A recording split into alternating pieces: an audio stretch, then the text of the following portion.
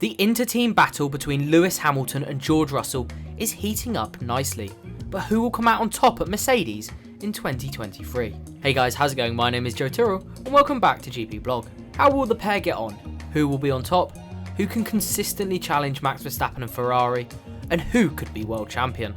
Those were some of the questions asked about Mercedes during the winter transition from 2021 to 22. But it's fair to say, due to the team's underwhelming displays since then, those questions have been put on the back burner. That story continues in the 2023 F1 season, but with Mercedes regaining some form at the Australian Grand Prix, it's worth checking in on Hamilton versus Russell. But before we break down the duel between Mercedes' main men, we've just hit 1500 subscribers and now we're on a push lap towards 2k. So if you're new around here or simply haven't done so yet, hit the subscribe button, like this video and comment which Mercedes driver you're backing to finish higher in Baku.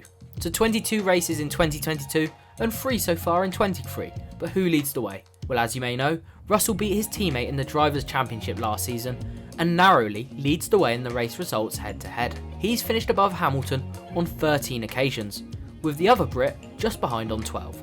So there really is very little to split them. In fact, it's exactly the same in qualifying. Russell 13, Hamilton 12. It's a rugby score almost. During their spell together, Russell has a pole position, a sprint race win and a Grand Prix victory to his name. On the other hand, Hamilton doesn't have any of those. And if we hone in on some 2023 data, Russell has a 3-0 lead in qualifying.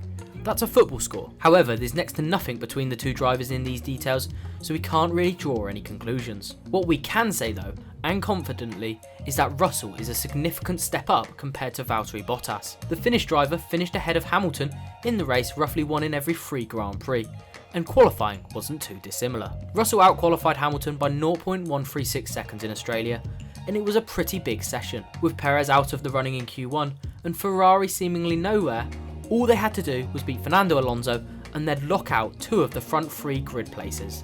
A look at the telemetry gives us an explanation as to why Russell came out on top. Hamilton has the speed on the straights, but Russell is much better in the corners at Albert Park. Over a single qualifying push lap, this is advantageous for Russell because cars spend more time in the corners. The race, however, may have favoured Hamilton slightly more because overtakes are possible with 4 DRS zones and a slipstream. This is how Ferrari ended up with more pole positions in 2022 compared to Red Bull, who still managed to comfortably win both championships. Just before the breaking point at turn 9, Hamilton peaked at 324 km an hour, compared to Russell's 320 km an hour. To a slightly lesser extent, this is mirrored throughout most of their quickest qualifying laps. For example, at the start of the DRS zone between turn 8 and 9, Russell has a 0.260 second advantage, which Hamilton cuts to 0.10 seconds at the breaking point. On the other hand, Russell could carry a higher minimum cornering speed. This is best highlighted at the turn 6-7 chicane.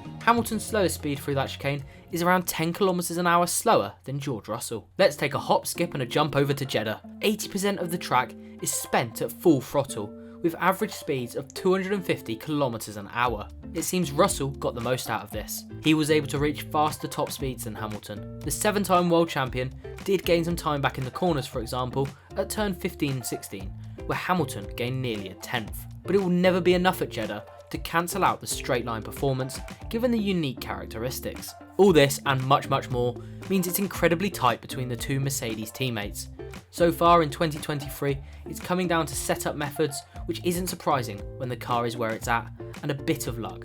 But what we do know is the battle will rumble all season. That's all I've got time for today. I've been Joe Tyrrell, and I'll catch you next time.